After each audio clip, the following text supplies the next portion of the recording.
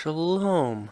Welcome to this episode of Juan's World. I'm your host Juan Salceda, and today we will be taking a look at forbidden love.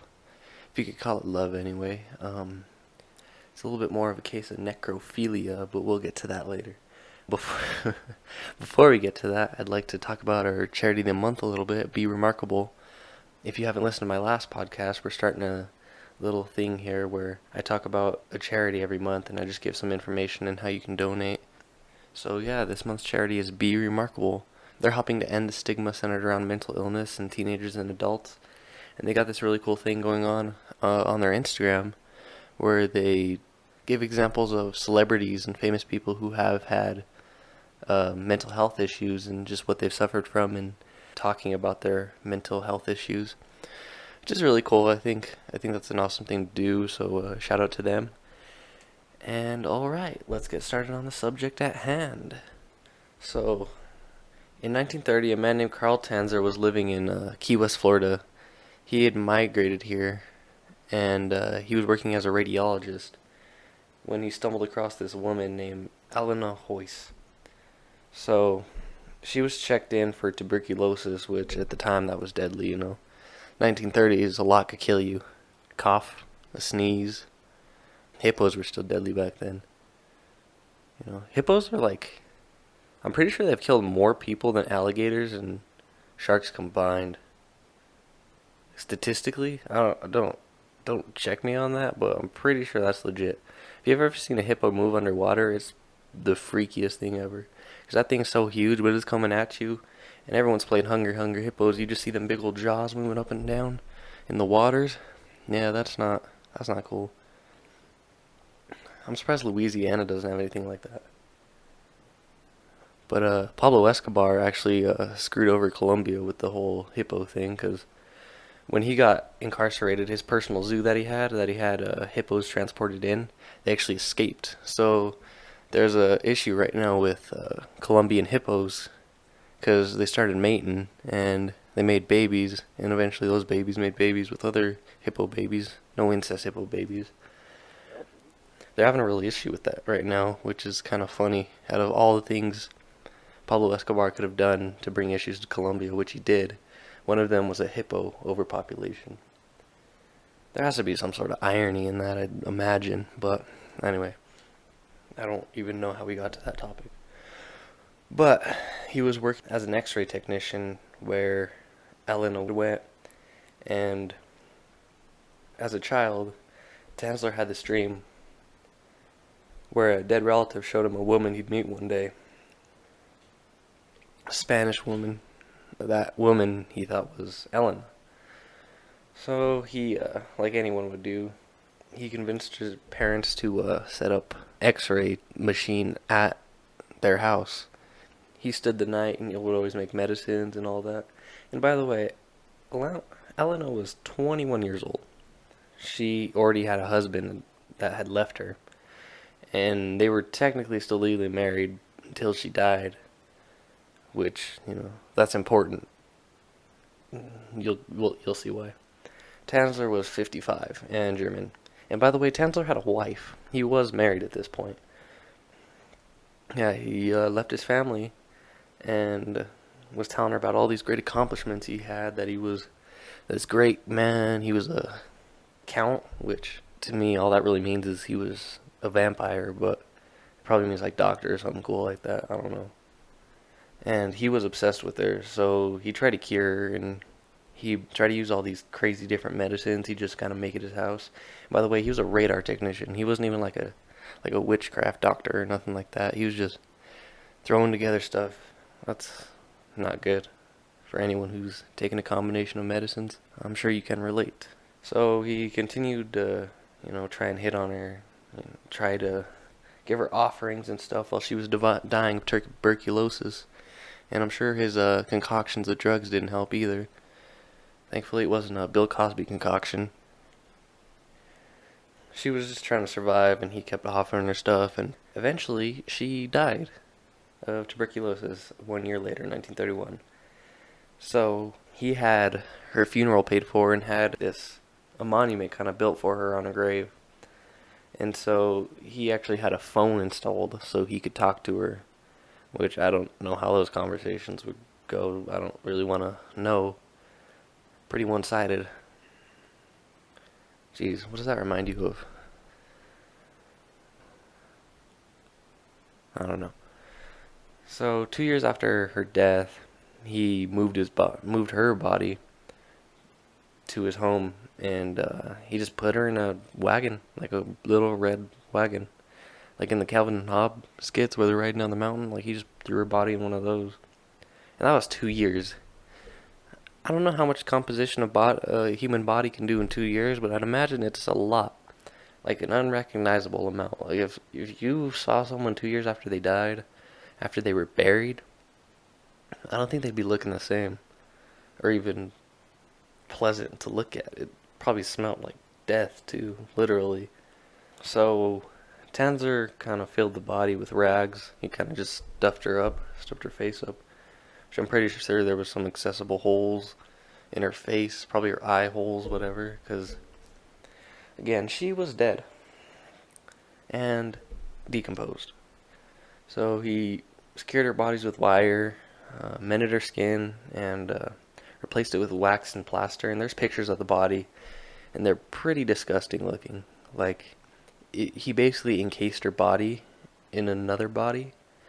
But even worse, he made some private parts for the body for necrophiliatic purposes. I don't even know where to start with that. That's just kind of disgusting. It's very disgusting, actually. That's terrible. And, he had a wife and kids, and nope, he was set on just this dead body. Ugh.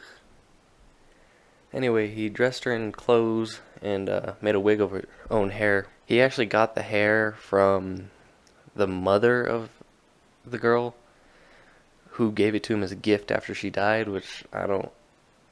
In 1930s, like, hair was probably like the third most valuable thing they had, like next to gold and steel. It was probably gold, steel, and then hair, because they did not have a lot back then, especially in Florida.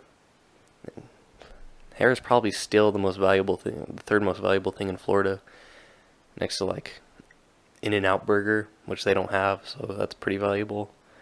And I don't know, like a Waffle House or something. I don't know. But it's probably third. Hair comes after In-N-Out Burger and Waffle House. So yeah, he put glass eyes in the thing, perfume for the smell of the rotten body inside of his encasing, threw some clothes on her, and bada bing, bada boom, just like new. You know, when they tell you all the car is just a body, and you can make a whole new shell, or like a hermit crab, like you just put it in a new shell and it's all brand new. That doesn't really work for human bodies. The story just kind of gets crazier from there. He's making the naughties to a dead body, and he's also planning to build a rocket to shoot her into space to bring her back to life. I kid you not, this was his goal. And this only works for Superman and or no other being on the face of this earth, because that is ridiculous. There's not even any religious standpoint to stand behind like that could resurrect someone. Like, he was just like doing the math in his head, and he's like, this sounds about right. Sounds like the sensible thing to do, just rocket up her body into space. And from the looks of it, it literally just looks like a wood airplane you'd buy in like the 50s. There's pictures of it. You just have to look up the name of the guy, Carl Tanzler, and just go to images on Google, and you'll see the images of the dead body too, so be very wary of that. Well, you've gotten this far in the podcast, so you're probably obviously interested. But yeah, he was about to rocket that thing into space to bring it back to life. By 1940, after he'd had the body for like 7 years, Elena's sister went to Tanzler's house, and she found the body just sitting in bed, just laying there, just waiting for him to come back home. She had dinner on the stove and everything, so when the police took her, I'm sure she was a little upset about that. He was arrested, but then the statute of limitations on grave robbing had already passed. So I guess necrophilia was not a crime back then, which is, now you know that, but is it even a crime now? Like, I'd imagine it is. It has to be. And if it is there statute limitations on it? Like, did they learn from this? Because in Florida, I'd imagine necrophilia is, like, allowed. I mean, it's Florida. But in the other parts of the country where we don't do that to corpses, is that allowed? I don't know. But anyway, the body was removed and they put it at a local funeral home. And there was a huge spectacle of people who came to see it, like 6,000 people. A lot of the press actually chose to romanticize what had happened between the two people. I mean, the guy and the dead body. I mean, to be honest, it's probably be a better love story than Bella and Edward in Twilight. After all, I mean, it's kind of the same thing. Like, he's undead, she's not dead. He's kind of dead because he's a vampire, but she's not dead at all. He's like 100 years old. She's not 100 years old at all. He looks like he's in high school, but he's not. Why would he stay in high school if he was been alive for that long? What was the reason? That's kind of creepy. Like, he's that old and he doesn't look that old, so he goes to the high school anyway. That's pedophilia. Icky. Alright, but anyway. So, for the rest of his life, Carl Tanzler longed for Elena. He wanted his dead body back, because, I mean, he built the thing. He at least wanted, like, a return policy or something. Like, even Walmart gets that. Like, I wonder if they gave him a receipt for it. Yeah. It was buried in an unmarked grave, so he couldn't do it again. And he had a doll of Elena. And his wife actually took him back, by the way.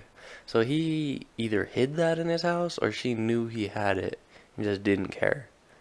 So basically he was living with the doll of the woman that he dug up and slept with. That's pretty freaky deaky if you ask me.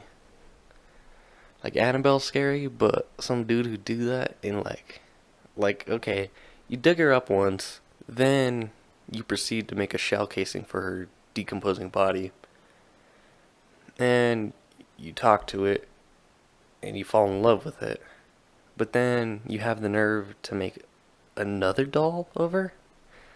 Like, the second time doesn't make sense. One time you undig a body and fall in love with it, then yeah, whatever, I'll give you that. But the second time you do it, I don't know what to tell you, man. That's some serious issues. Like, there's no saving from that. Like, one body, yeah. Two bodies, like, I can't help you, dude. Like, what? You're a lost cause. That's pretty sad, to be honest. But anyway, Halloween's coming up. I'm pretty excited. I got some good plans for some episodes to see what we got. Look up some more true scary stories. I haven't really had time to think of or get any more stories to broadcast. I was kind of preparing for this one for a while, but definitely I'm looking forward to doing some more. We have a few weeks left in October. In that time I'm going to try and get you guys some quality scary content, and then in November we'll probably get some guests on. I really want to get some guests on in November, December, try and expand it, get some interviews in so you guys don't get tired of hearing my voice and only my voice. I promise I'll be getting some new voices in here sometime soon. And yeah, be sure to check out my social medias, by the way. I always forget to shout those out. But my Instagram's Juan Sauce Writing, and my Twitter, which I just made a few weeks ago, is Juan's World Podcast. So be sure to go check those out, and be sure to just subscribe to the podcast. I'm on YouTube, iTunes, Google Play, SoundCloud, and I'm really looking forward to what the future has for this podcast. And I promise we won't talk about necrophilia that much. This is just a special occasion, if you'd call it that. Alright, well, thank you. I promise we won't talk about necrophilia that much. This is just a special occasion, if you'd call it that. All right. Well, thank you for listening to this episode. I'll catch you guys next time.